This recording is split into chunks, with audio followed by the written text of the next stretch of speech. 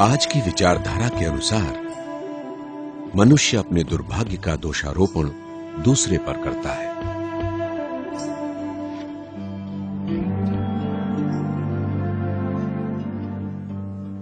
परंतु कर्म सिद्धांत अथवा कारण और प्रभाव के सिद्धांत के अनुसार ये बात स्पष्ट हो जाती है कि हमारे साथ घटने वाली अच्छी या बुरी घटनाओं का कारण क्या है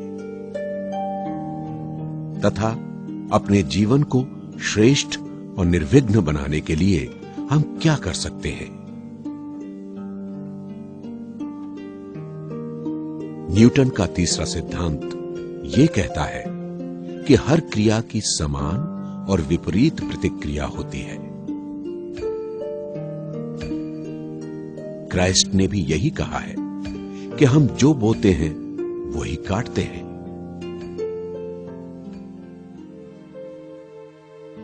यदि हम औरों के लिए कुछ बुरा करते हैं तो निश्चित रूप से एक दिन वही कर्म हम पर भी नकारात्मक रूप से कार्य करता है। अच्छे कर्मों का परिणाम भी अच्छा ही होता है तथा बुरे का बुरा।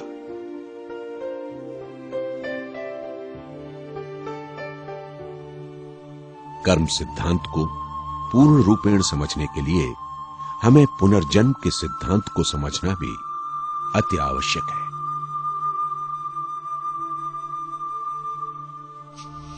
इस जन्म के अच्छे या बुरे कर्म निश्चित रूप से दूसरे जन्म में हमारे साथ जाते हैं।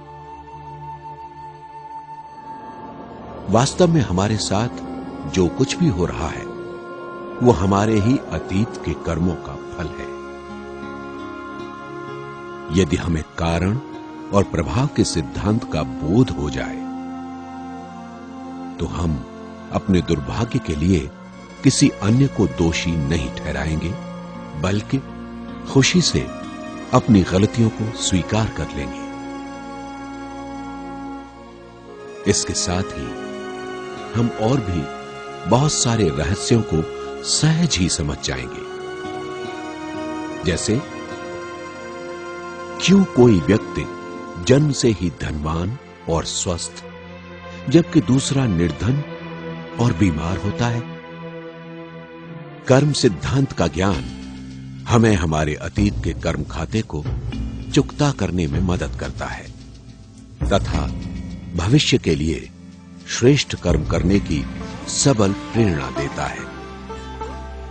अब हम जो भी करेंगे वही हमें भविष्य में प्राप्त होगा।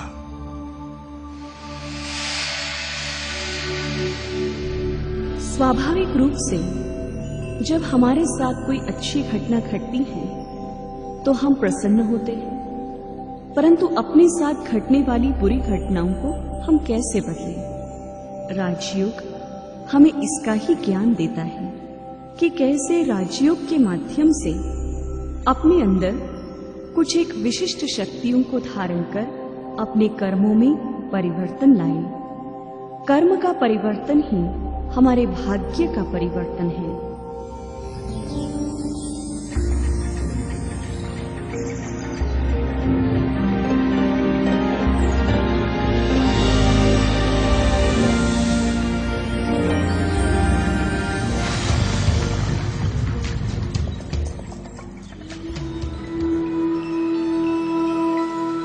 हम गुणों और शक्तियों को पाने के लिए देवी देवताओं की पूजा करते हैं। हम सोचते हैं कि काश हमारा जीवन भी इन देवी देवताओं जैसा शक्ति संपन्न और सुंदर होता। हम समझते हैं हमारा जीवन भी उन जैसा होना चाहिए, परंतु उन जैसा बनने के लिए कुछ पुरुषार्थ करने की बजाय मात्र उनकी महिमा गाकर ही संतुष्ट हो जाते हैं।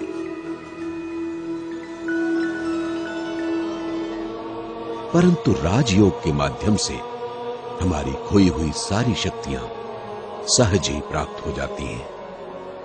हमारी उन्नति के पीछे मुख्य हमारी अष्ट शक्तियां ही आधार है।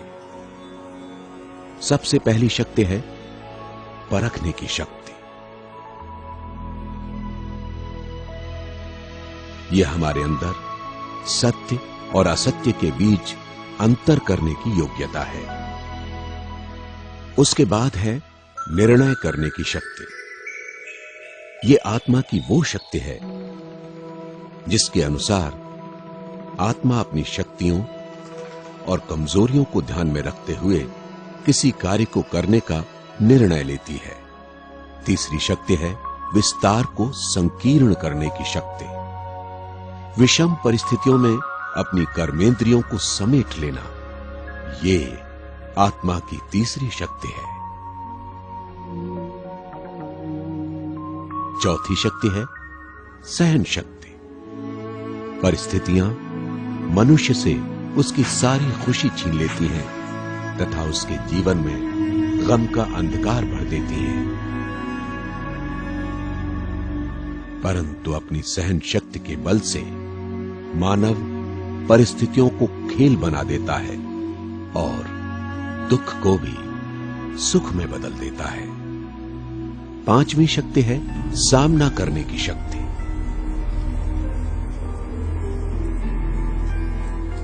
ये आत्मा की मुख्य आंतरिक शक्ति है जिसके द्वारा आत्मा सहज ही जीवन में उन्नति के मार्ग में बाधा उत्पन्न करने वाली समस्याओं से सामना करती है। जीवन के उतार चढ़ाव से डरने की अपेक्षा उसका साहस और धैर्यता से मुकाबला करती है।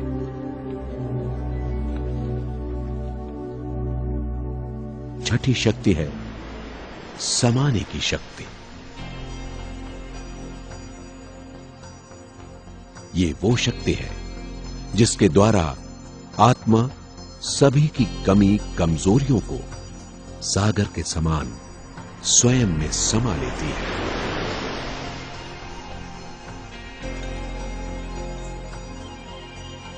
जैसे सागर समस्त नदियों को अपने में समाकर भी स्थिर रहता है,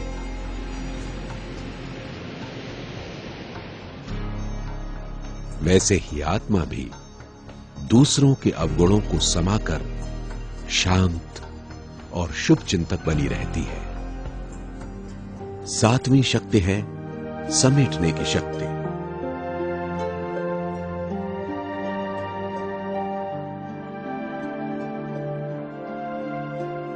इसके द्वारा आत्मा इतनी सशक्त हो जाती है कि जब चाहे वो अपने विचारों के विस्तार को समेट सकती है तथा बीती बातों के प्रभाव से मुक्त रह सकती है।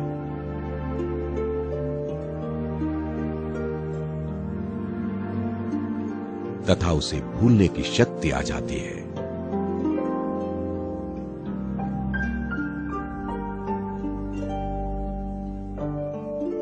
आठवीं शक्ति है सहयोग की शक्ति।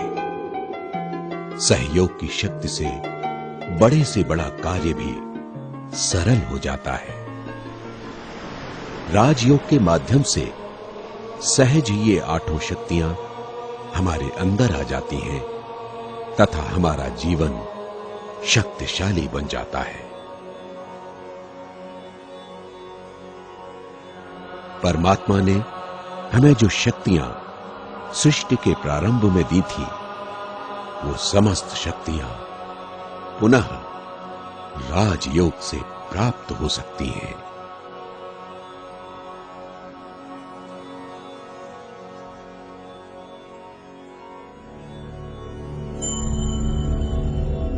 इसका आधार राजयोग है।